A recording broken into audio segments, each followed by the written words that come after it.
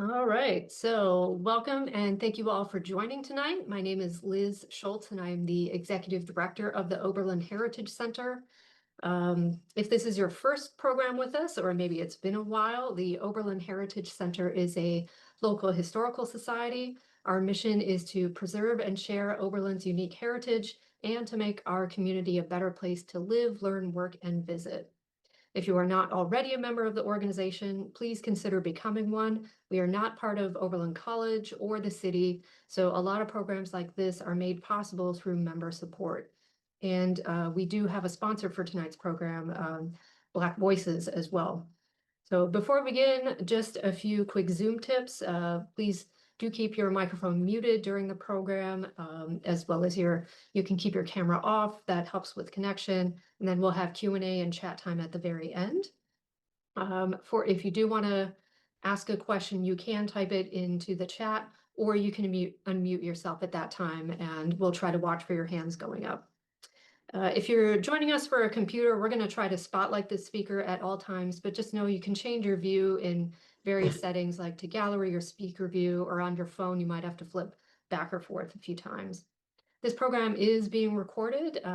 Thank you very much for allowing us to do that. And we'll be posting it on YouTube. I can't say tomorrow, but eventually we'll get it onto our YouTube channel.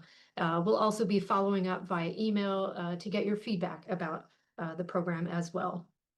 So just two quick announcements. The Heritage Center is hosting a community pop-up museum on Saturday, March 14th.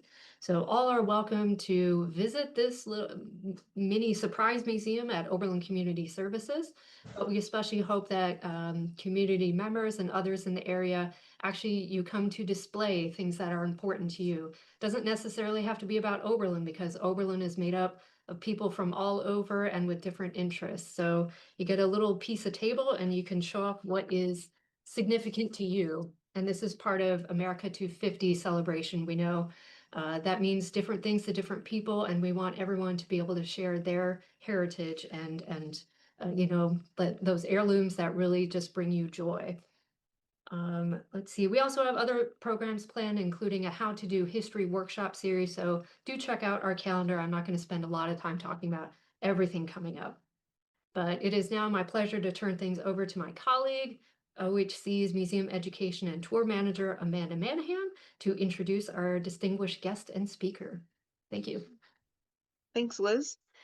And thank you, everyone, for joining us for this program. We don't often get speakers from out of state, so we would definitely like to express our deep gratitude to the Black Voice Foundation for sponsoring tonight's special program, and as well to our local promotional and community partners, the Wilson Bruce Evans Home Historical Society and the Oberlin African American Genealogy and History Group.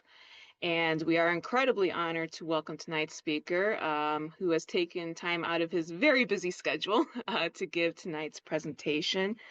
Saladin Allah is an educator, author, and award-winning producer born in Niagara Falls, New York.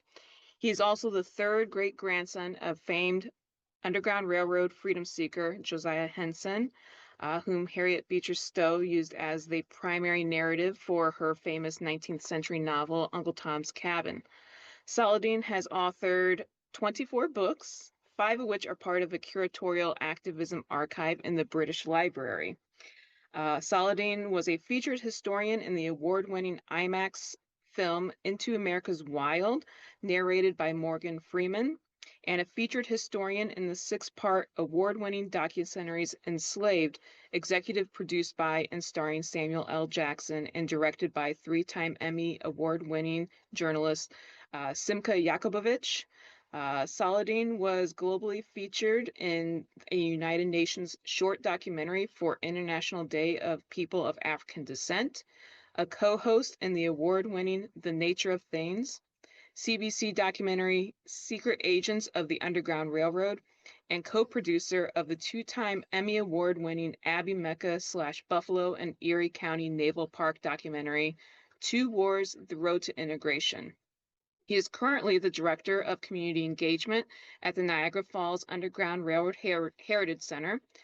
Public Projects Coordinator at the Niagara Falls National Heritage Area, Adjunct Professor in the Political Science Department at Niagara University, an International Civil Society Working Group member for the United Nations Permanent Forum on People of African Descent, Vice Chair of the Historic Preservation Commission for the City of Niagara Falls, and Founding Director of the Atlanta School for Gifted Youngsters.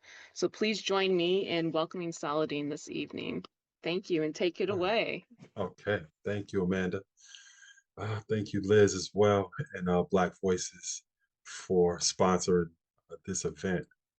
I got to warn you right up front that I'm getting ready to take you on a journey, and it's important that I say it that way because, especially in this day and time, a lot of times people don't want to be direct about things that they're seeing right in front of their face.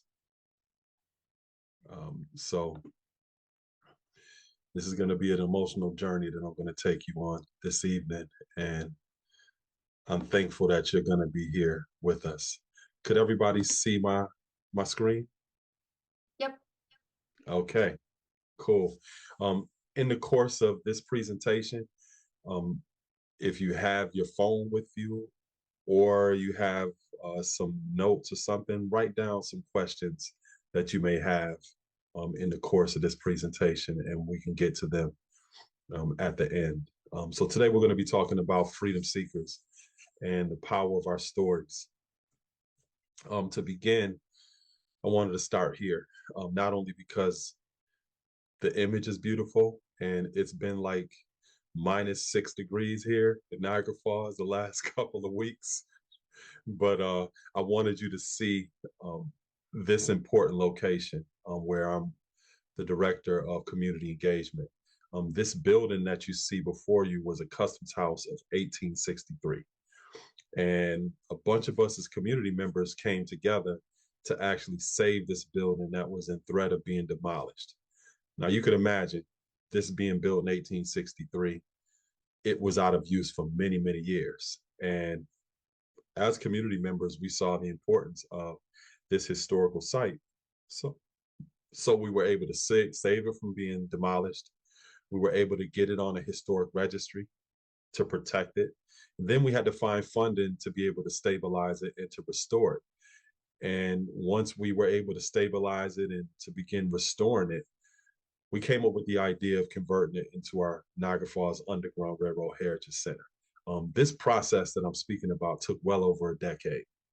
And when I say people who are community members or everyday people who are part of this project, that's exactly who have been involved with being able to open these doors. Collectively, it took about 300 people to be able to open these doors in 2018. And those people range from a design firm that we had to bring out of Colorado, researchers, historians, and those are two different things. Historians may not necessarily be researchers, and researchers may not necessarily be historians.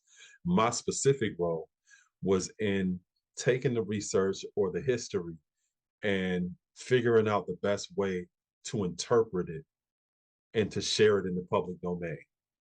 And that's vitally important. And we can see this right before our eyes right now in 2026, when we see what's happening across this country with things and events that we literally have seen, but then we hear the way that people interpret those events. And if you're not in a position or have the power or agency to be able to share those stories, think about what is going to be the eventual result of that 10, 15, 20 years down the line when people are sharing those events that have happened. So as a center, our mission is to reveal authentic stories of the Underground Railroad, freedom seekers and abolitionists, specifically here in the city of Niagara Falls, but to utilize those stories to inspire visitors to recognize not only modern injustices, but also to have a sense of agency, to recognize that they have the capacity to do something today to bring about an equitable society. So it's not enough to just bring a person into a space and show them, oh, this is what happened in the past. No, what present impact does it have, and what are you actually doing today, right? So we look at ourselves as really being at the forefront of Underground Railroad interpretation.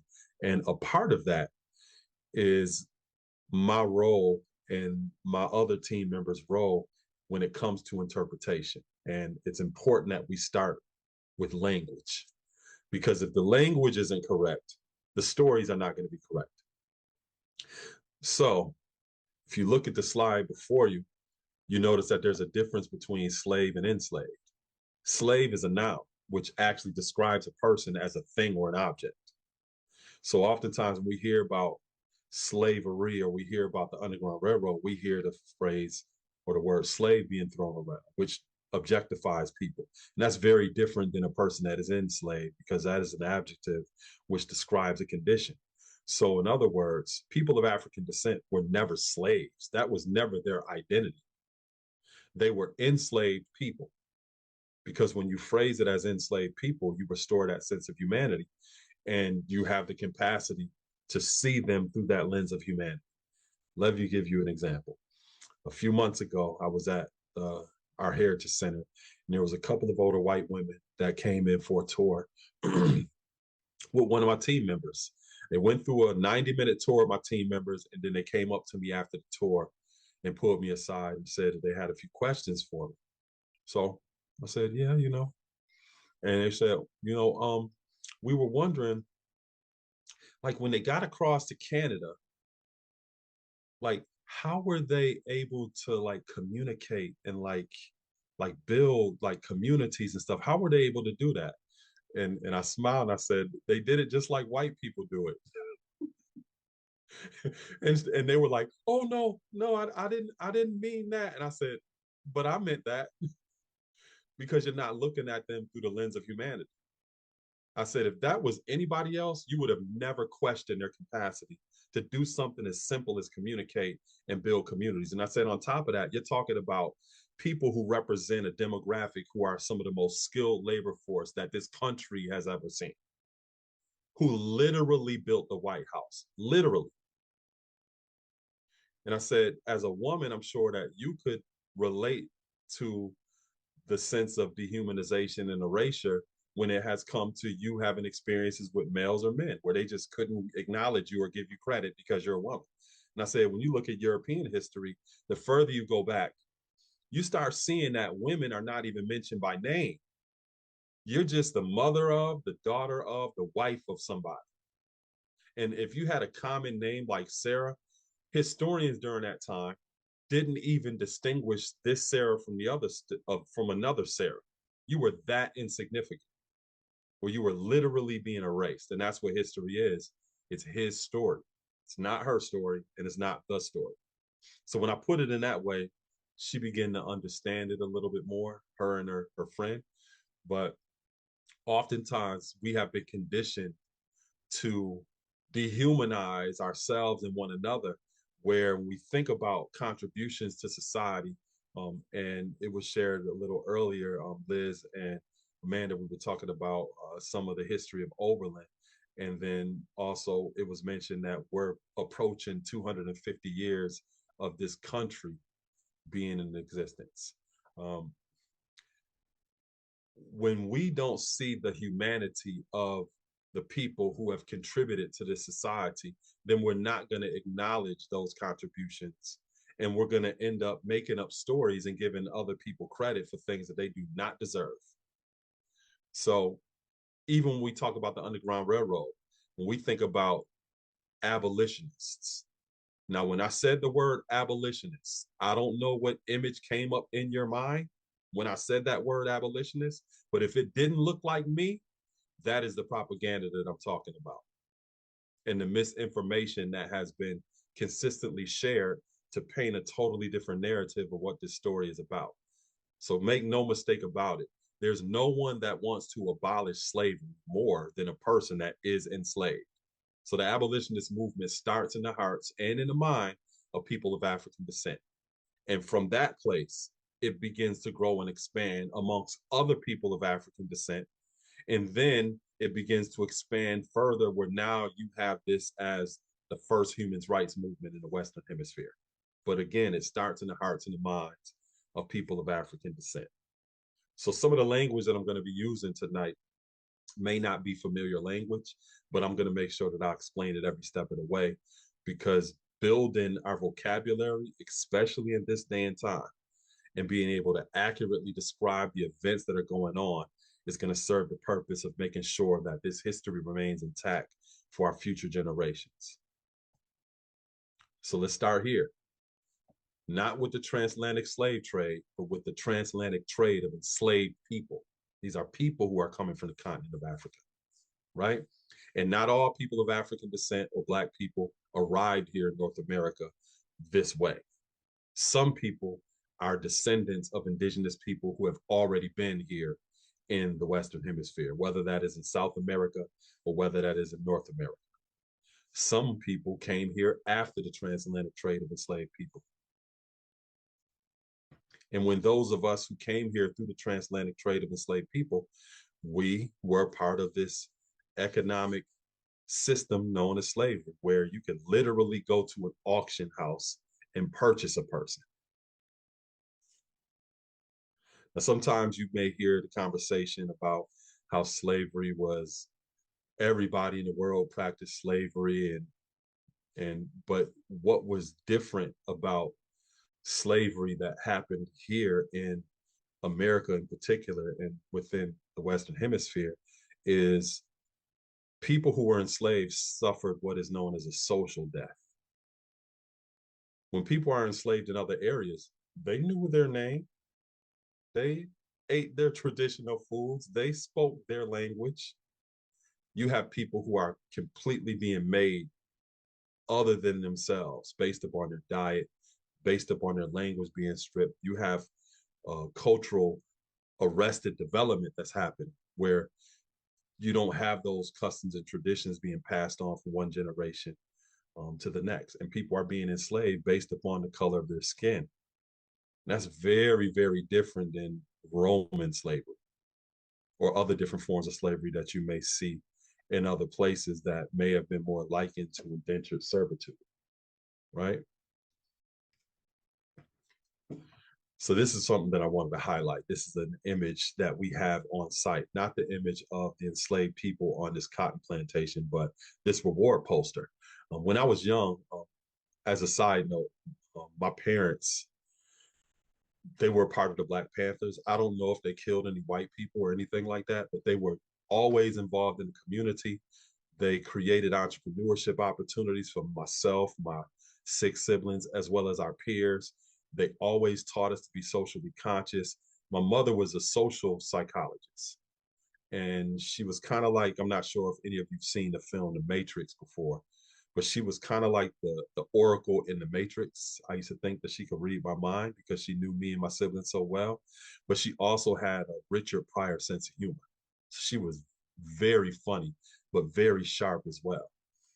My father, he was a tradesman that also collected African artifacts. So I grew up in a household where I saw African statues and other different artifacts and a Black Bible with Black figures in that Bible. So I grew up in a very culturally rich, socially conscious environment.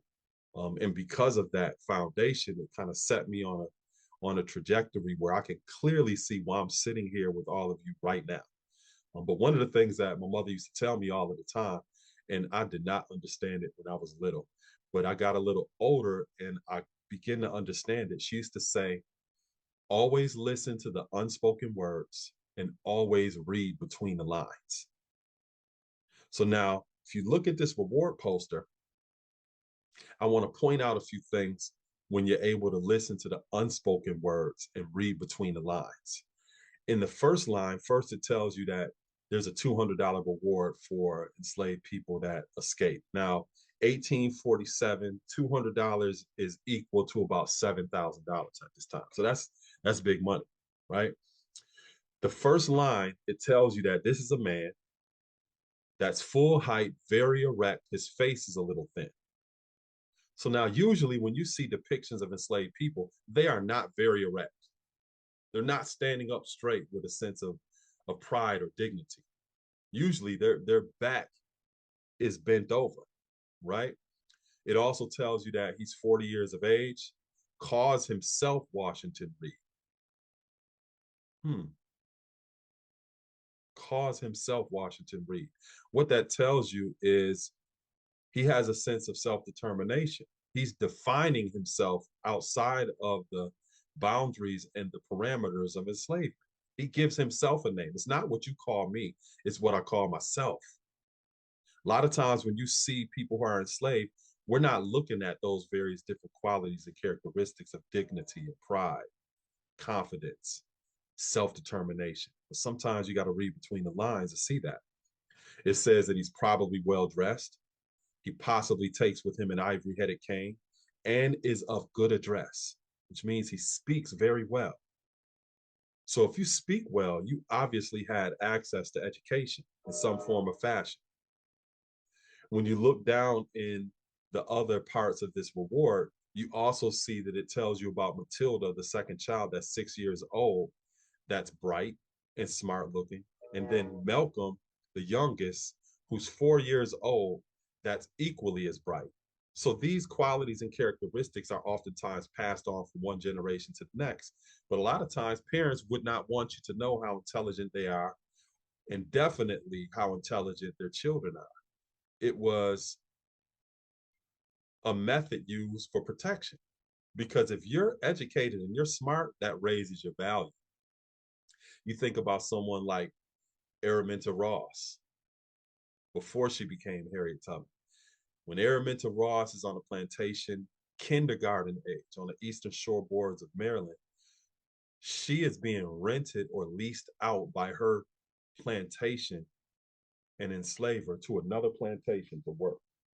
And she's doing things like working in the home. She's also working outside, doing things like trapping muskrats. And she's kindergarten age. And that was because of her high level of intelligence. Her enslaver saw the value in that, and he would lease her out. And that was something that would commonly happen amongst many enslaved people. So to keep people close, you will want people to know how intelligent you were. Keep in mind, when people are coming from the continent of Africa, they speak oftentimes more than one language. It may be a tribal dialect, but they're speaking more than one language. They're highly intelligent and skilled. This is also something important to keep in mind. When we think about the tactics that were used in order to maintain that system of enslavement and fear, some of the devices that were used amongst enslavers were similar devices that were used during the time of the Spanish Inquisition. Some of the images that you see are images that I took myself visiting museums out of the country. The one that you see to the far right, that is a prison suit. So as punishment, one thing that when enslavers would do is they would get an iron suit made in the dimensions of an enslaved person's body, put them in this suit that you see to your right, and leave them out in the sun. And that would be a form of punishment. And they would do it in front of the entire plantation to instill fear so that no one else would strive to undermine or question or resist the authority of the enslaver. Down to the bottom left, you see a brace that's put around an enslaved person's mouth, and that tab that you see is put to hold their tongue down so they can't speak. What you see up to the top left corner is a tool called the pear, like the fruit pear of anguish. The back of this device, it is a tool that you turn. And as you turn that device, it opens wider and wider. And I want you to use your imagination to think about how this was used on enslaved people as a form of punishment. And these are just surface examples of the type of torture and torment that enslaved people were subjected to. So keep in mind that when we're talking about the Underground Railroad and people escaping plantations, these journeys are oftentimes taking weeks up to months in order for people to escape. And I'm not sure if you can really wrap your mind around this, but what could someone be doing to you that horrible that you would want to walk and get away and travel miles and miles and weeks and months just to get away from it because of the stuff that they're doing to you? and your family. And when people are subjected to this, they're not just laying down accepting it either. One of the things that we always are not told in the history classes is that there were over 300 recorded rebellions in the United States alone. In the United States alone. We may hear sometimes about Nat Turner, but there were over 299 more rebellions that took place of people who were resisting enslavement.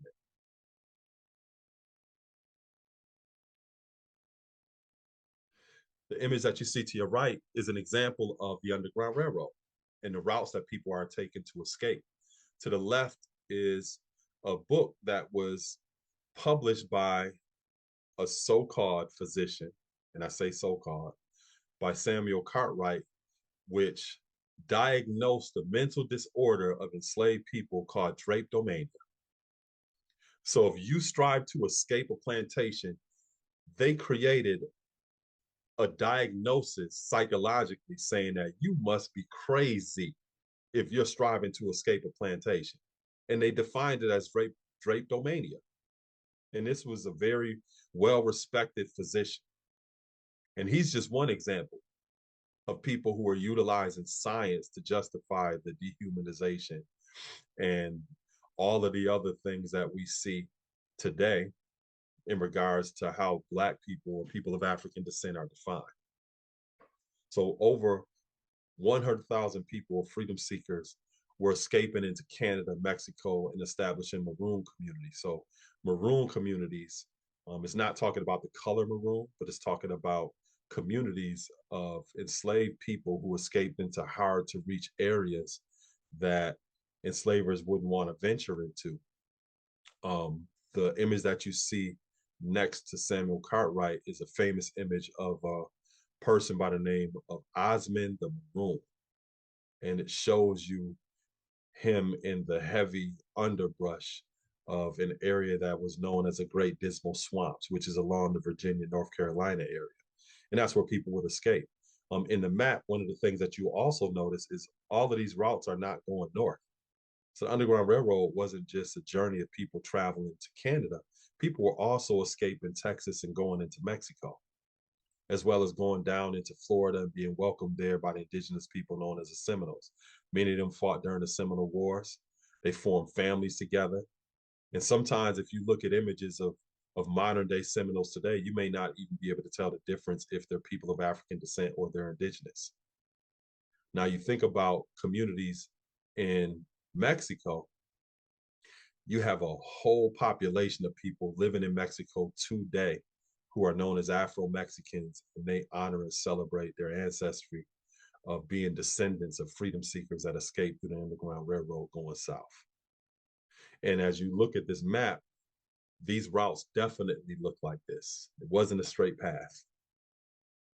Because keep in mind that if you're escaping and you're a forerunner of the Underground Railroad, you're helping create that path or that journey, you're also developing the relationships, and it's a level of vulnerability that many people had never experienced before, because you have to literally trust people in order for you to get the type of assistance that you're seeking.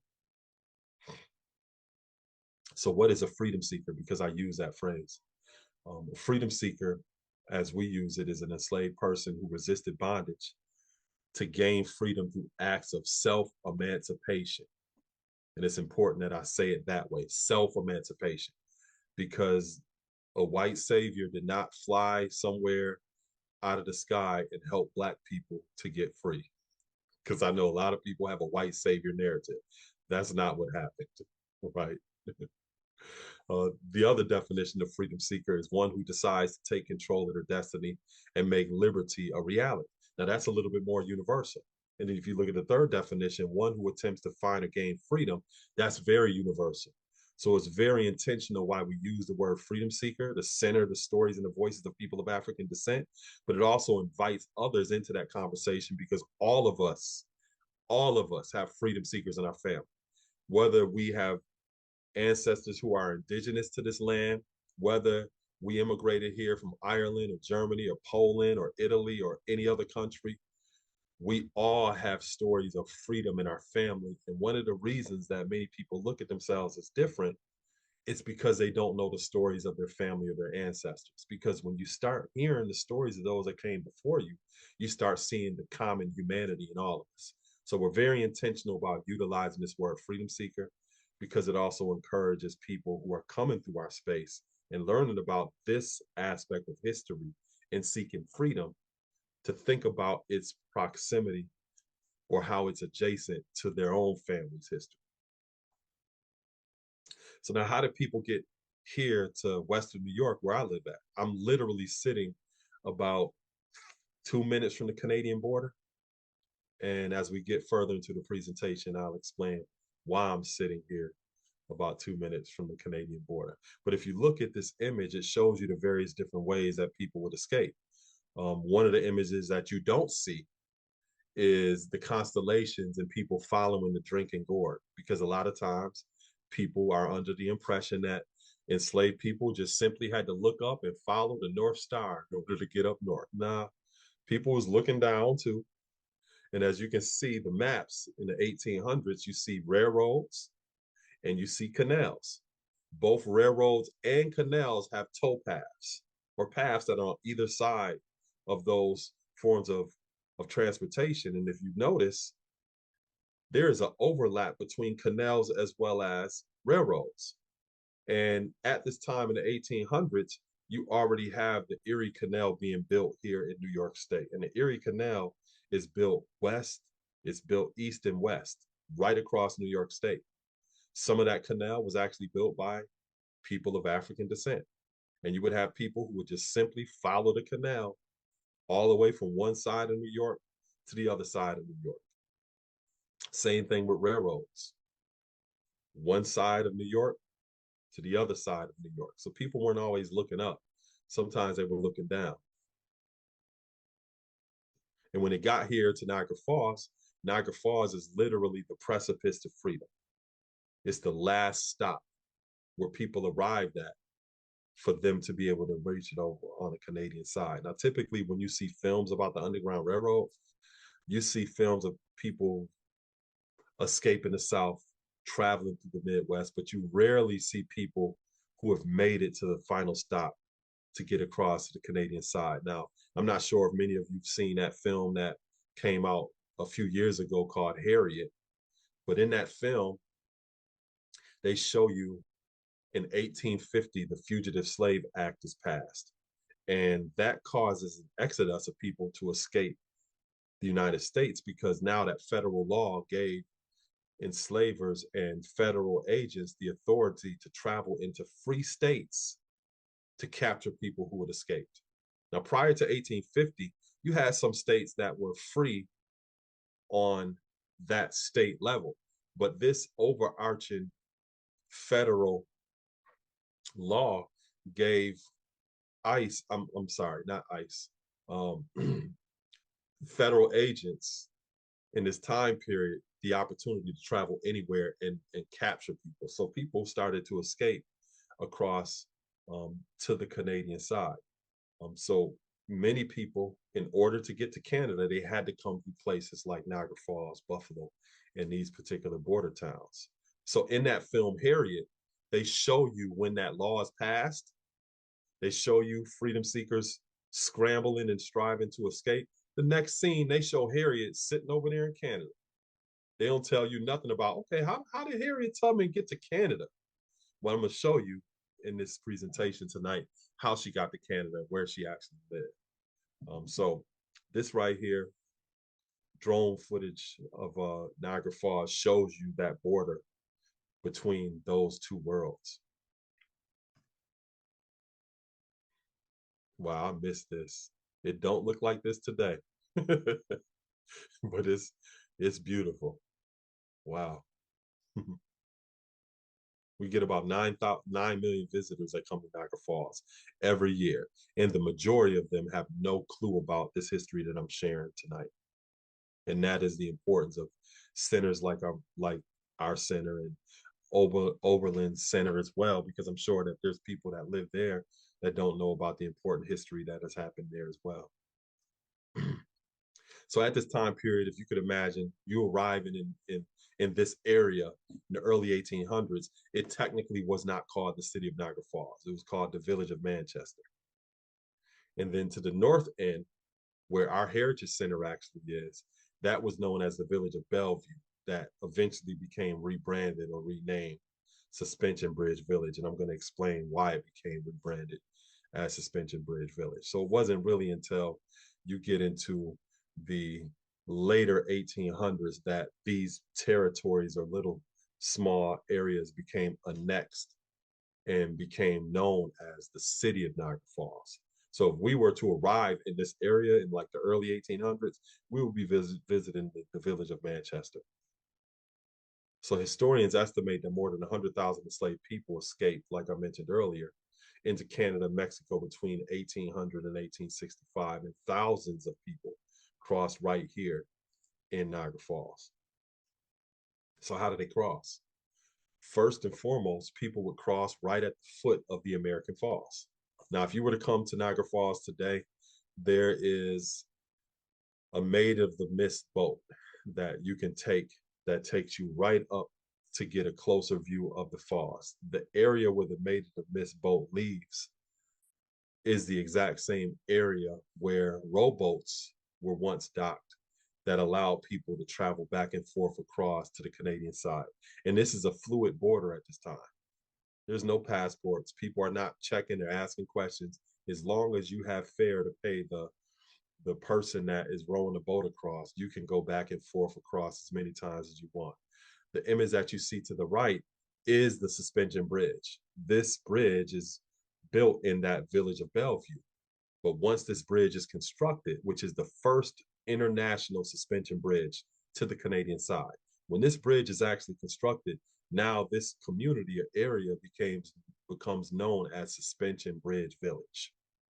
So this started to be constructed in 1848. And in 1848, the bridge just simply allowed people to walk across, and it also supported the weight of carriages, but it wasn't until 1855 that a train was added to the top that people would also take to get to the Canadian side. So at this time of the village of Manchester developing over on the south end where the falls actually is, you have the hospitality industry developing at the same time because people are coming here to see the falls. So you started to see hotels being built and other different amenities for people to enjoy themselves while they were here in Niagara Falls. And this is a list of some of the hotels that started to be built during that time period. And at the top, you see the Cataract House Hotel. And that was important because it was literally head and shoulders above all of the other hotels here at that time period. And this is an image of the Cataract House Hotel. You can literally see it sitting on the waters, and those waters are called cataracts. This hotel first is constructed in 1825. In 1825, it wasn't this large. It was just one small part that was built that was only able to accommodate a certain number of people. Now, keep in mind, 1825 is a time period when slavery is still legal in New York State. Slavery didn't start becoming abolished in New York State until 1827. So when this hotel was built here in Niagara Falls, slavery is still legal, which means there are no people of African descent who are working within this hospitality industry at this time. So all of the staff looked a certain way in 1825 when the hotel is first built. This is some other images of what that hotel looked like.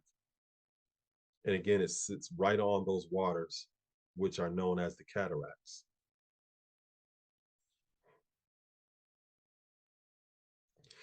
The image that you see to the right is the interior dining room. They were able to accommodate over 200 people. The Cataract House had marble fireplaces, velvet curtains. You would have European dignitaries come all the way to America just to stay at the Cataract House. Abraham Lincoln stayed here more than once before he became president. You also had a famous author by the name of Austin Stewart that stayed here, who wrote the book 22 Years a Slave, 40 Years a Freeman. So he is a very important figure, and he is a person of African descent. So this was an integrated space. By the time you get to 1827, 28, 29, and start going into some of the latter years of this hotel being built, the hotel starts to build expansions onto it. Where now, go back, where now it begins to look this size. And the reason that they begin to build expansions onto it is because once you get into the late 1830s, the 1840s, you have all people of African descent who now work here at the Cataract House Hotel. The porters, the pastry chefs, the waiters, the waitresses, everybody are people of African descent that work here. And the majority of the people who work here are Canadian residents. They live in Canada. That's where their families are. Now, they wouldn't commute in rowboats every morning to come back and forth across the Niagara River to come to work. What they would do is stay in the staff quarters that were created in the Cataract House. And these were accommodations for the staff. They were not in the attic or in the basement anywhere. The staff had access to the same amenities as everyone else that stayed here. And when they would have a couple of days off, they would go back across to the Canadian side. And this image shows you the location of where the Cataract House was, where you have the proximity to the top of the escarpment and then the Canadian side. So imagine you are a person of African descent and you would have Southerners, enslavers, come into Niagara Falls for vacation. And they would oftentimes bring enslaved people with them to take care of small children or to just simply show off their luxury and their social status because they had a servant with them. So they would bring people of African descent with them who were enslaved right in the heart of an Underground Railroad network, because the staff that worked here at the Cataract House began to orchestrate one of the most sophisticated Underground Railroad networks that this country has ever seen. So when these Southerners would bring people of African descent with them, those people of African descent who were enslaved, they didn't stay in their enslavers' rooms at the Cataract House. These enslaved people had to stay in the staff quarters. They had to not only stay in the staff quarters, but they had to interact with free people of African descent who were Canadian residents. And it was under those circumstances that many people seized the opportunity to emancipate themselves or to get assistance from one of the waiters or the pastry chefs that worked at the Cataract House in order to gain their freedom. So they had all of the resources at their fingertips. They had people around them that were free that they had to interact with. They were that in proximity to freedom where if they were standing in front of the Cataract House, they can literally look at Canada. And for many people, that was the first time that they actually saw freedom in their lives. And they're standing around people that look just like them, that live right across the border. That's where their families are. And they can go back and forth anytime they want.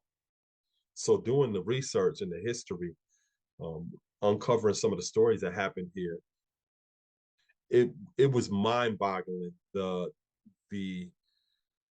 different stories that we uncovered in terms of people gaining freedom that had never been known before in the public until we actually opened our Heritage Center. So this is some images of what the staff looked like here at the Cataract House.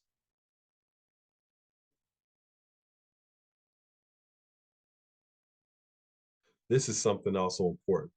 One of the people that worked at the Cataract House, his name was James Patterson. And he was a porter who worked there for 15 years, but he had other aspirations. He wanted to be an entrepreneur. So he purchased land, which was in proximity to the Cataract House. He bought it and rebuilt it and named it the Free Soil Hotel after the Free Soil Party that was also started in Western New York. It was considered an anti-slavery political party. So many of us are more familiar with the two-party system today, Democrats and Republicans.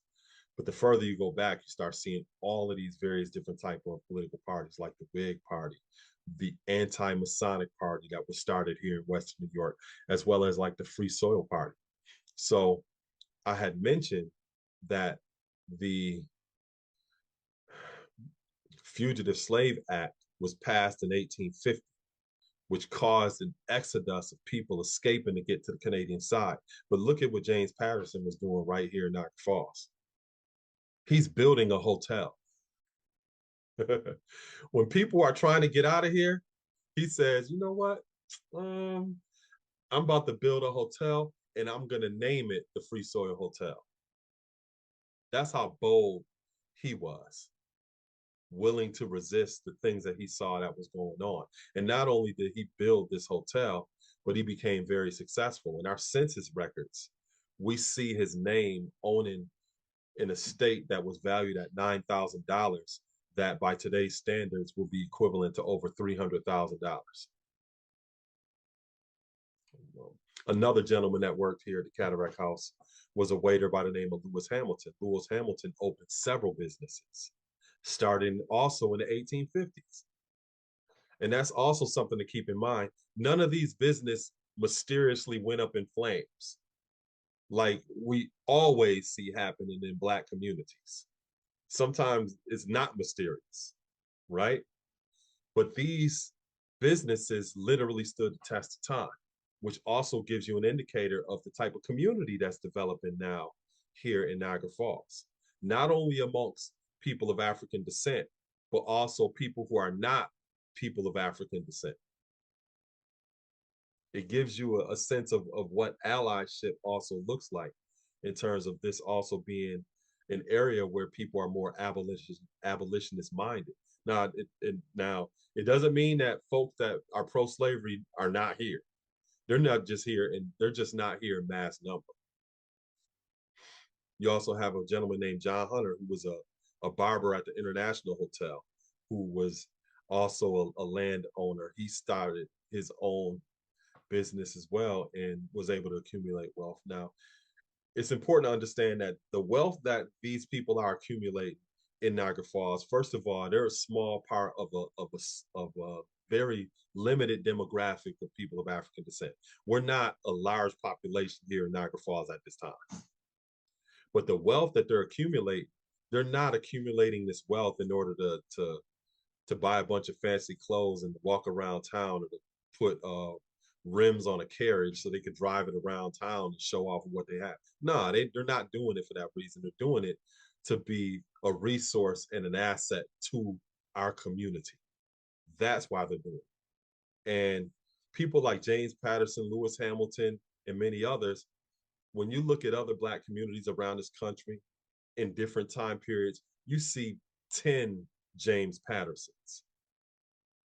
You see women who are doing more work than the James Patterson in some communities. If you've ever traveled to Richmond, Virginia, oh my goodness, the history that they have there with the work that we were doing as a people. You have Maggie Walker, who was the first woman bank owner in this country, who was a Black woman. They have a statue about 15 feet tall of her, and they landmarked her bank that she established in Richmond, Virginia. I had no clue about that until I went there and learned it by seeing it myself.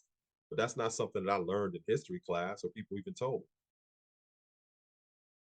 So these are examples of people who are making a transition of working in service industries, learning it like the back of their hand, and being an asset to the larger Black community. Lewis Hamilton, his employment agency, this dude opened it across the street from the Cataract House. So he worked at the Cataract House, and then of his several businesses, he opens an employment agency right across the street. So he becomes the plug. When people are coming to Niagara Falls and they're looking for employment, they're told, go see Lewis Hamilton. He can get you connected to the hospitality industry here. This is the work that people are doing. So now, again, if you look at this image on your left, you can see the location of the Cataract House, and then you can see the Canadian side. The image that you see to the right is an image of a young girl who was 15 years old by the name We don't even know her name. We just simply know her as the Evans girl because the Evans family brought her here to Niagara Falls on their vacation so she can take care of a small child. And when they brought her here, they sent her down to the Cataract House kitchen to get milk, and she just disappeared. They looked around for her, they couldn't find her, and then they had gotten word that she might have made it across to the Canadian side. So keep in mind, like I said earlier, this border is fluid. When enslavers are coming this far and they're bringing people with them, or you have bounty hunters who are coming this far searching for people, and they're not respecting the Canadian border. They're going across the Canadian side to retrieve their property. And that's exactly what they did in order to retrieve the Evans girl. So if you look down to the bottom of this image to the left, you can see a star where a location where you have Queenston or Niagara on the lake. And this is where this young girl makes it to. She makes it across there. And it was suspected that the pastry chef, Catherine Polk, is the one that actually helped her escape out of the Cataract House. Now, we know about this because this article was published in the Times-Picayune of that time period by the Evans family that described what happened to them when they came here to the Cataract House. So the first thing that they tell you in this article, and keep in mind that the Times-Picayune will be like the New York Times or the Washington Post of today. It's still very popular in the South. So this is a story that's being read by a lot of people, especially Southerners who's sitting around their breakfast table, lunch table, and dinner table having conversations of what happened to the Evans family because they had colleagues. The first thing that they tell you in this article is they tell you how they got to Niagara Falls. So they tell you on the 29th of June, myself and family left New Orleans, taking with us our favorite servant girl as a nurse to our children. We traveled up the Mississippi by St. Louis, through Illinois to Chicago, and then down to the lakes of Buffalo. On the 18th of July, we left Buffalo, and on our way to New York, as the Falls of Niagara were en route, we concluded to spend a day or two there where we took lodging at the Cataract House. So now I'm going to pick up the rest of the story where they sent her down to the Cataract House kitchen to get milk, and she just disappeared. The next day, I succeeded with the assistance of a few friends in tracing her to the village of Niagara, about 12 miles below the falls on the Canadian side, a stronghold of Negroes. So again, this image shows you that location. This is 12 miles below the falls on the Canadian side that this young girl made it to. And they called it a stronghold of Negroes. So they get to this area in Canada and they walk up on this militant Black community. So when you do further research, you're like, dang, why are you calling them a stronghold of Negroes, a militant Black community? Well, they call it that because a few short years prior to this event, they had another incident that happened in that community known as the Solomon Mosby affair. And this is a historic marker that they have right there in Canada that gives you some history about the Solomon Mosby affair. Now, who's Solomon Mosby? Solomon Mosby was an enslaved man that was living in Kentucky, and his enslaver gave him a note to take to a neighboring plantation. So Solomon jumped on a horse and just kept riding. Rode it right past the plantation and kept riding. And weeks later, he ends up way up here in Canada, right in this area of Queenston or Niagara on the lake. Weeks later, his enslaver finds out that he made it all the way up to Canada. Him and one of his colleagues come all the way up to Canada to serve extradition papers because Solomon stole their horse. So they accuse him of horse theft. So when they get here and they serve the authorities the papers for Solomon's arrest for horse theft, he gets arrested. And while he gets arrested, they're holding him at a jail in Niagara on the Lake. And when they are starting to hold him in jail, waiting the trial, the Black community starts to protest his arrest. And they protest his arrest because now this incident could set a precedence because none of them got there free in terms of, you know, them being welcomed over to the Canadian side or their enslaver said, you know, I'm going to give you your freedom. No, most of them are freedom seekers. So if this can happen to Solomon, if they can bring him back off a charge like this, all of us are in jeopardy. So they begin to protest his arrest. His case eventually goes to court. This is the courthouse that you see to your left. He gets convicted of horse theft. And when they're taking him out of the courthouse to begin to bring him back across to the American side, a riot breaks out amongst the Black community members who are there to support Solomon. Two of those community members are murdered during this riot that occurs, but Solomon is broken free. He escapes. He eventually goes to another location and hides out for some time before he comes back and reunites with his wife. So there's over 200 Black community members who are here that this riot actually occurs. So this is the incident that happens before this Evans girl incident. And that's why they're calling it a stronghold of Negroes, because as it says right in the article that was published, our party consisted of only 3 persons. The Negroes soon surrounded us in great numbers, which deterred us from attempting to bring the girl off. And then they tell you that they had a lot of confidence in the girl's affection for their family, and if just ask her if she wants to stay with you, or if she wants to come with me, we'll be okay with it. And the community member said, "Nah, we're not doing all that." No. So they ended up leaving empty-handed. And when they get back to Niagara Falls, they go back to New Orleans, and then they publish this letter in their newspaper and call it abduction of a slave. And then if you notice down at the bottom, at the last part of this article, they tell you that the proprietors of the Cataract House keep in their employ as servants a set of free Negroes, many of whom have wives and relatives in Canada, and they have an organized plan of taking off all slaves that come to the house. And then at the bottom part, they tell you it behooves all Southern people traveling north to avoid the Cataract House at the Falls of Niagara, and you should go to the Eagle Hotel because the proprietors are not abolitionists and they employ no free Negroes. All of their servants are white. So this is probably like the first negative Yelp review of a business in history, right? But this being in the public domain and their colleagues and everybody else just talking about how horrible the incident that happened to the Evans family, you have people of African descent that can also read. And if they get this in their hands, think about how they feel, because it's giving you, this is like Google Maps or something for an enslaved person. Because it's telling you, travel up the Mississippi, by St. Louis, through Illinois, down to the lakes of Buffalo. They're telling you where to stay at, the Cataract House. They're telling you that you have, their proprietors are abolitionists. They're telling you that you have Black people that work here that live on the Canadian side. And then if you're not satisfied with that, just go 12 miles below the falls on the Canadian side where there's a stronghold of Negroes. They're telling you all of this information right in the public.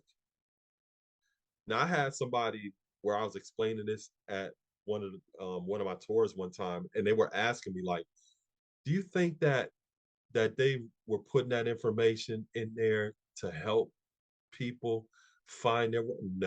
No, because arrogance is the first cousin of ignorance.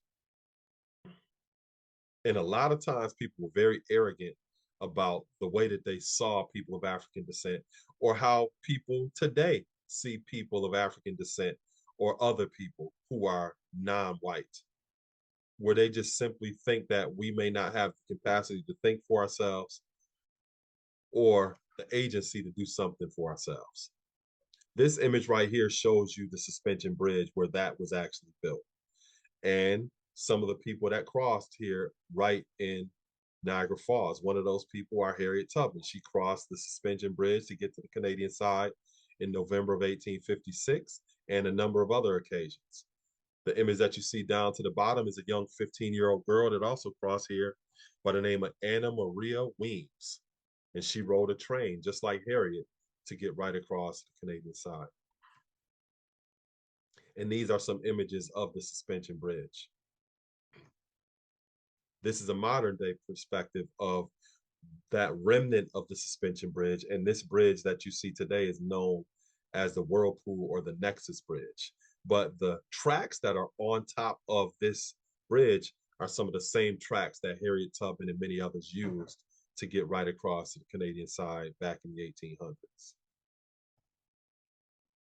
So Suspension Bridge, this area, we also give outside walking tours of some of the different landmarks that still exist here that were built back in the 1800s. This is something that you might find interesting.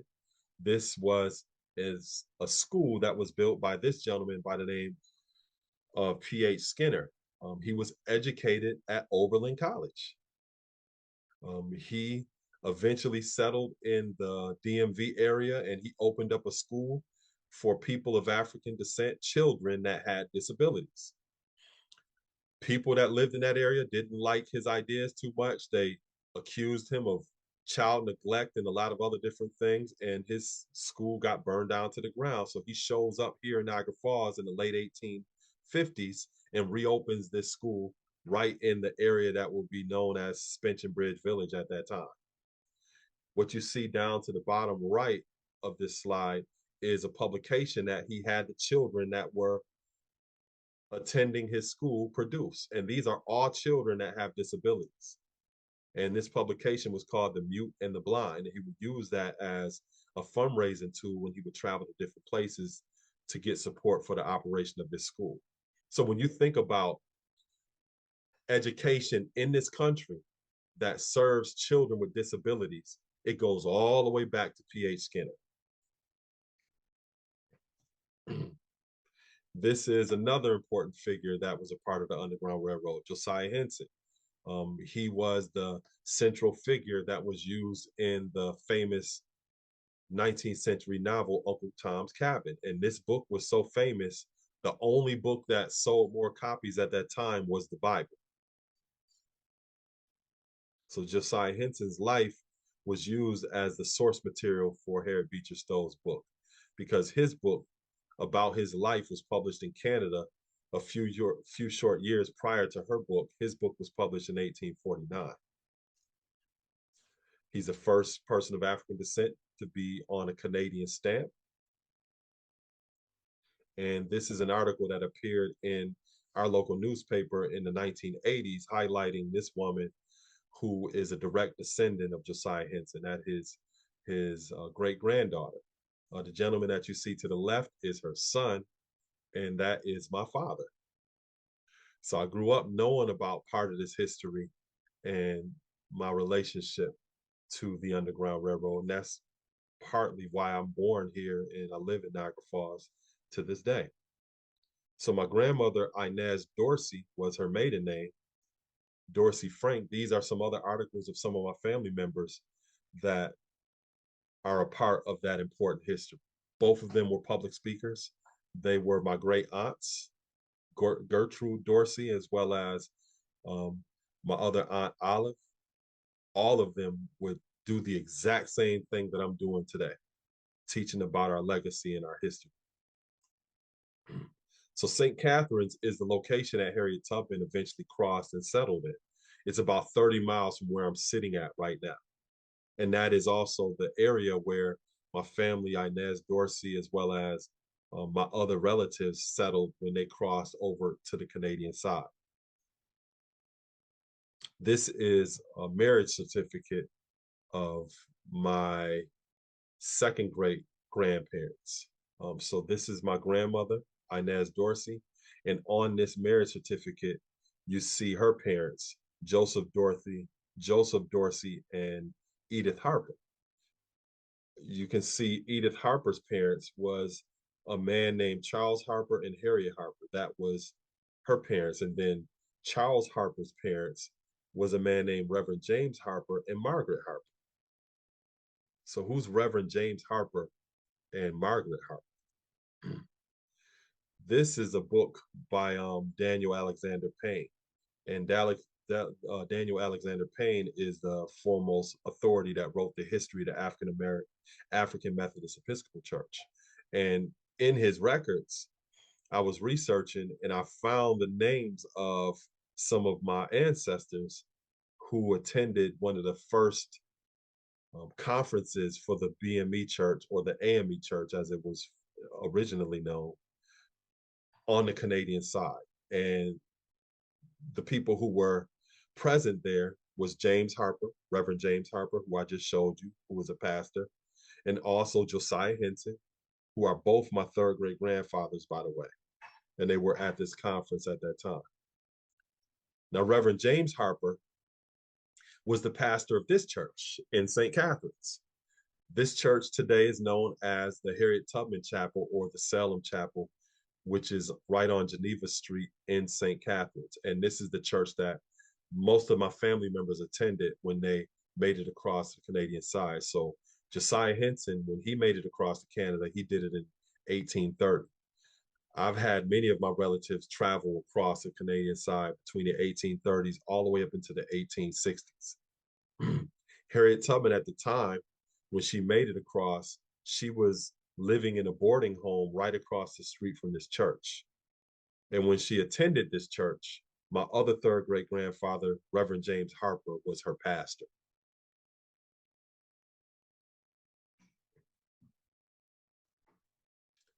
This is a historic image of some of the members of this church. And when you go down into the basement of the church, they have images of some of the various different families that settled there that were a part of that institution. To the left is a poet by the name of Leo Dorsey, that is the husband of my great aunt Gertrude Dorsey. He was a poet, and my great aunt Gertrude was a violinist. So she would oftentimes play violin while he would recite poetry. To the right, you see the first Black hockey team that was organized in the province of Ontario. And that hockey team was organized through this church. Of those 12 members that are a part of this hockey team, 7 of them are my relatives. They're Dorseys, Harpers, and Nicholsons, who are all a part of my family. And I can't play a lick of hockey.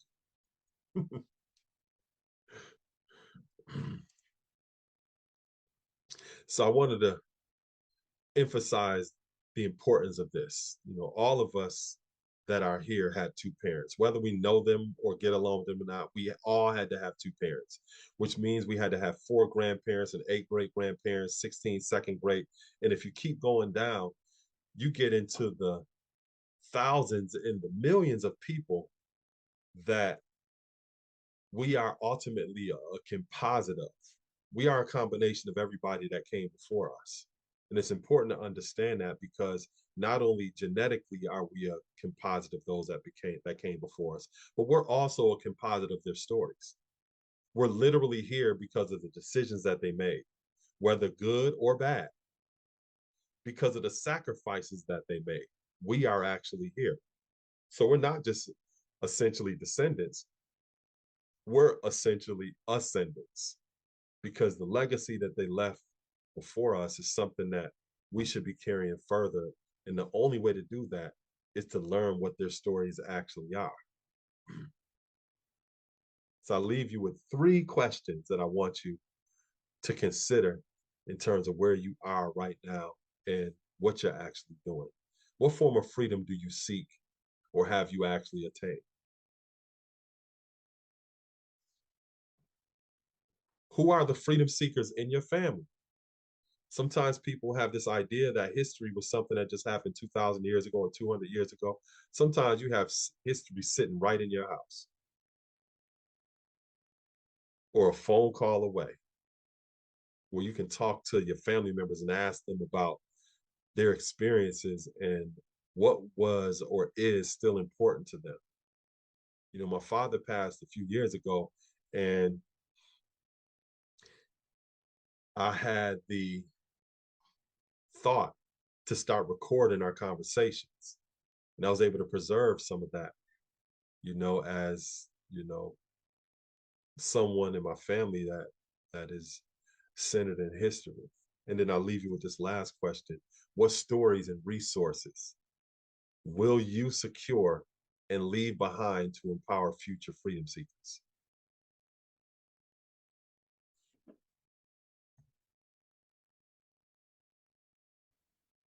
So now I'd like to just open it up for some questions. Okay. Thank you so much, Saladin. That was amazing. Thank you for sharing these illuminating Yeah. stories and for lifting up the voices and the names of these heroic individuals. So thank you. Yes, if anybody would like to, feel free to turn on your video cameras if you'd like. If you want to ask a question, you could do so through the audio, or if you want to drop a question or comment in the chat, Liz and I can also relay those to our speaker.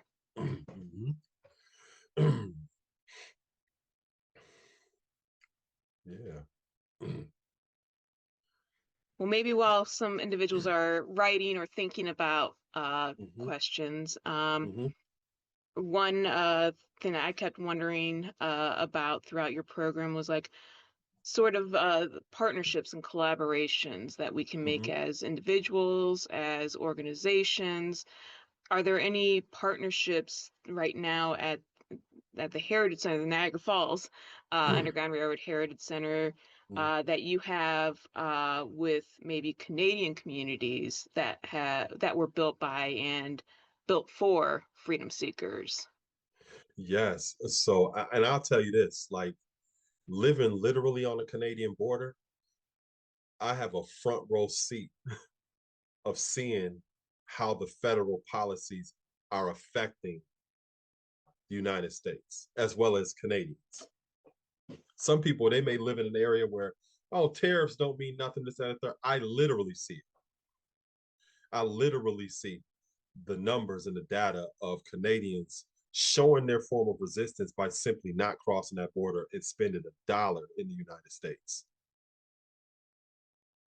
I literally see that, right? So that has been a challenge because some of our Canadian partners have been standing on business or holding strong in terms of their form of resistance and saying that I have to find a creative way to support the work that you're doing as an institution without supporting this country. And people are making those type of decisions, right? So that has been a challenge. We don't get as many visitors to our site simply because they're saying I'm not even coming to America at all, right? The numbers in terms of our borders tracking the cars that come across to the Canadian side, they've been down, right? But it's also forced us to rethink the work that we do and how to maintain and establish those type of partnerships. I'm pretty fortunate because I have those kind of direct connections to the Canadian side. So the second week of March, well, around the first week of March, when we celebrate Harriet Tubman's birthday, there's going to be different events across over in Canada, and they always invite me over to be a part of those type of events. And even though some of our partners may not come across to America, I still go across to the Canadian side.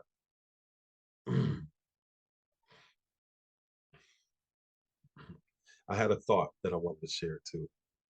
A few years ago, I was doing a tour at my site, and we were doing a program in the summertime where we have students that come from other states to do service work here in the city of Niagara Falls. And a group of students would come to our Heritage Center on Wednesday evenings for a tour. So we take them through the space, and then we would have like a time of reflection to just talk about some of the things that they learned being in our space. And this was a group of students that were primarily from like Sheboygan, Wisconsin.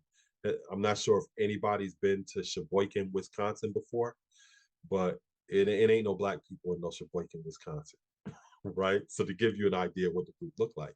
So they came in, went through a tour, and one of the parents came up to me, a woman, after the tour. She was just really excited about like what she can do. Like, what can I do? Like, I just want to do something.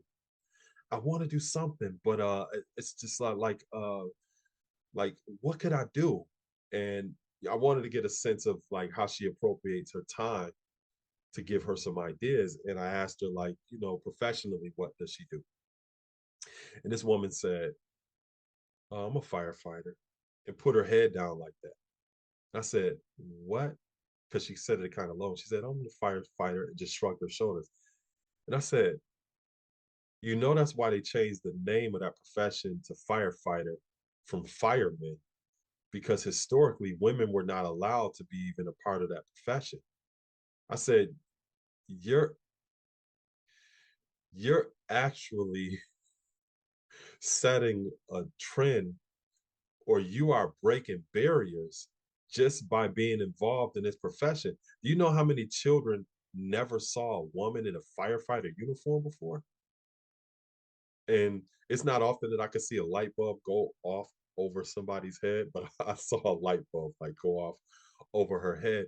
And she realized that she's doing the work that she just simply took for granted, being a change maker and creating a path that many people have never even walked before. And what I encouraged her to do, I said, if you really wanted to do something more than that, I said, you can just show up at an elementary school in your firefighter uniform and share stories about the work you do. Children have never seen you before. You are a unicorn. So I share that to say it's important to evaluate where we are and what we're doing and to start where we're at. You know, you might have a knack for protesting and being out there like that. Or you might be more intentional about where you spend your dollars by supporting local businesses as opposed to giving your money to some international corporate entity that is not supporting or does not align with your principles, values, and your life mission. You might do work in that way. You might volunteer and teach elders or something, or go to your local school. Start and do something, or do more of what you're already doing. Anytime we've seen change happen in this country, it was always because of the hands of everyday people who are doing the extraordinary. And that's really the power of the stories that we oftentimes don't hear. It's usually figureheads or faces that we see that represent movements. So if I were to ask any of you, who's the face of the civil rights movement? Who would you say? Whose face do you see if I said the civil rights movement? Whose face do you see? You can unmute your phone and tell me.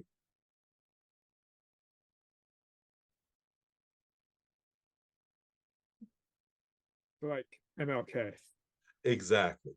Exactly. You can't talk about the civil rights movement without seeing his face. He's on the Mount Rushmore of the civil rights movement. But what about the folks that really started the first Airbnbs? The folks that were opening up their homes to him and his colleagues because they couldn't get accommodations at places and feeding them. Their role and responsibility was equally as important as his. But many of those people, we don't know their names. Just like the Underground Railroad, we know about Frederick Douglass and Harriet Tubman because they were very well documented in terms of their work. But what about people who were just seamstress and tailors? That's what they did. They provided clothing for people. We don't know many of their names. And their role and responsibility was equally as important as everybody else. History is written by the hands of the everyday people who have done the extraordinary that we may have never, they probably never thought that we would be talking about them right now and saying their names.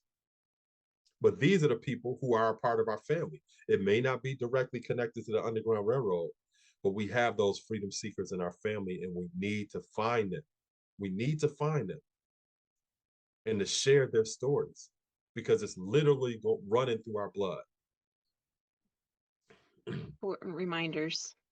Would anybody else like to ask a question? I would. Thank you, Amanda. This is Cindy, and thank you for this presentation that has been outstanding. One thing that stuck out with me is as you were talking about your family history, and I'm glad you tied so much of that in, just the rich history. And I was thinking how when you said we all really are, we all have a history and we all have a story. So I am in the midst of, I've been fortunate enough to collect a lot of my family's history and to hold on Mm, to some artifacts and hold on to some things. So my mother was a excellent quilt maker and an ooh, Afghan maker. So I've been determined this year how I'm going to share more about that history just from our family and my mm, grandmother who started her with that whole tradition. So thank you, mm, because sometimes I think we feel we have to do something really outstanding and so the world can see us, but it's really something very small. And just looking around our house, I have mm-hmm, straightening combs and ironing boards that my grandmother had, and just things that are a treasure to me. Old mm-hmm, um, salt and pepper shakers or whatever. Um, mm-hmm. but there were things in my mom's kitchen that I want to pass on to the next generation. They're not as Absolutely. interested in it yet, but they will be. Mm, Hopefully, they will be as time passes on. So, thank you that's for sharing. thank you. That's beautiful. Do you have any recipes too? I do. Now, actually, my mom had recipes on a lot of cards, and my sister has most of those, but I do have some. Oh my Um, goodness. and Yeah. not only that, I just love seeing how she wrote them out, because it was very cryptic and so, because they Mm, didn't measure like, we need specific measurements, but they'll say a dash mm-hmm. of this or a small amount of that. So just the way Yeah. she wrote it out is very helpful. Yeah. Yeah. That's one of the regrets that I have. Like my great grandmother, she used to make this peach cobbler, and I'm like, she never followed a recipe or anything like that. I mean, it was all in her head. But I'm like, man, I know. I wish I had that, you I know know? it never tastes the same. So that's why I'm I saying know. I'm glad we have the recipes, but it doesn't taste the same as when she made them, especially the sweet potato pies. But we work on it. Absolutely. And preserving those artifacts are so important. Um, at our Heritage Center, we have an artifact there that is a document that federal marshals brought to the Cataract House to capture Mm, one of the waiters. And mm, that document was signed by Howell Cobb, who was the governor of Georgia at that time. And that document is directly related to the Cataract House. And one of our colleagues reached out to us because they saw it on eBay. They saw it being sold on online. And when we mhm. went to go research it, it was being sold as baseball memorabilia. It Oh didn't have wow. anything to do with the Cataract House or Patrick Sneed, nothing. They were selling it based upon Governor Howell Cobb's relationship to a baseball player named Ty Cobb. Mm, So they're selling it based on that. And if we yeah. didn't have the foresight to get that document, Yes. it is quite possible that right now it would be in some traveling baseball road show That's with right. somebody standing behind the table talking about this is Ty Cobb's relative and saying Yes. nothing about this story with the Cataract House and Patrick Sneed and this document being a forgery because his enslavers accused him of murder, which he didn't Mm, commit. yeah. Like Yeah. it's and that's the importance of like the work that you're doing because you can tell those stories, Yes. you know. Yes. Absolutely. Thank you, Cindy, for that as well. I think we have maybe one last question in the chat. Maureen asked, have you noticed a decrease in schools bringing students for field trips to your center since DEI has virtually been banned by this administration? I have seen local schools afraid to even mention anything that might be deemed to quote woke. A local presenter at a local site on the Underground Railroad was asked by a teacher to not mention that part of the historic home so that she wouldn't get in trouble. Mm. Yeah, so we haven't seen a decrease because of that.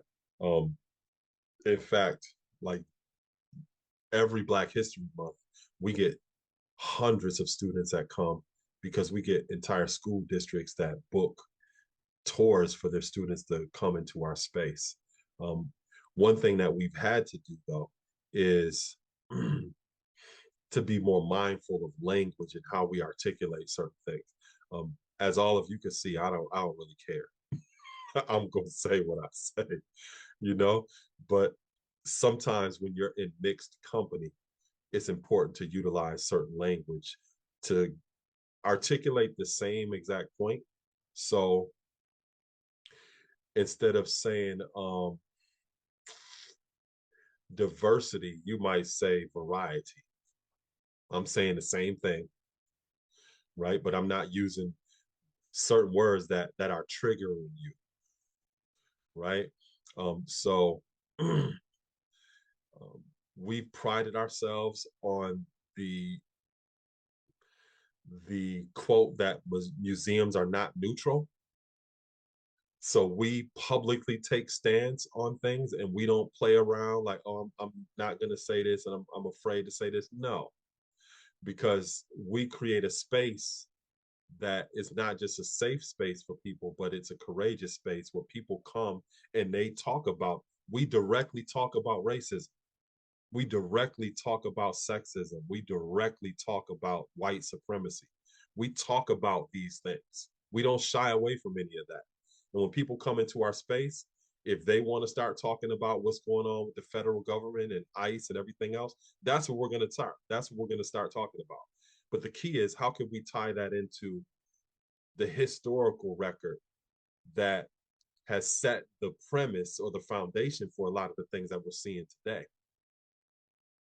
So we're very direct about that. We do have some people that may be uncomfortable about having those type of conversations, but we lean into it and people respect us for doing that because it gives them a place to be able to have these type of intelligent conversations, hopefully intelligent conversations about these subject matters, because some people can't even talk about this in their house. Where are they gonna have these conversations at there? They're not having them in their houses of worship. They're not having them at home. They're not having them at work, definitely. I literally work at a place where, hey, let's talk. Let's have these conversations. And willfully, we can both learn from that. So we've definitely seen a shift.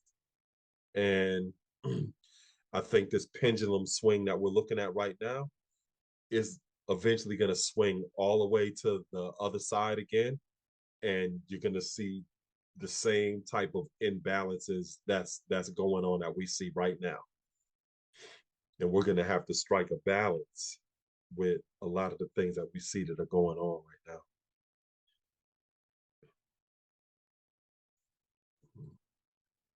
So I have time for one more question. Is there one last question? Yeah, you could just unmute your phone too if you have a question.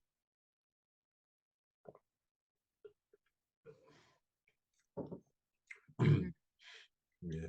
As a side note, I would say if you're not following us on our Niagara Falls Underground Railroad Heritage Center Facebook page, sometimes we have virtual events that are going on. We're always posting important content. And we also have an online gift shop as well for you to be able to support the work that we do. And to that point, as an institution, we're not directly funded by the federal government. So I'm sure like the Oberlin Heritage Center, it's through ticket sales, it's through gift shop, it's through work like that that's important in order to sustain institutions like ours, because we're not usually getting that type of support from the federal government. So it's important to support institutions like ours in any way that you can. Absolutely. And your museum is not too far away. It's, a day trip from Oberlin. So some of the staff here have been. It's a wonderful museum. So thank you, Saladin, for providing some insight this evening. Thank you, everyone, for attending tonight. Again, we'll try to get the recording up on YouTube in the next days. And please also watch your email for feedback to come. And again, we read and appreciate every suggestion, every piece of feedback. And then Amanda and Liz, if people had any further questions or anything, you could also include my email and share it out to everybody as well. We will do that. Thank you. Thank you. All right. Thank you, Well, and everyone, thank you everyone tonight. All right. Thank you, everybody. take care. All Thank right. you. Thank Thank you.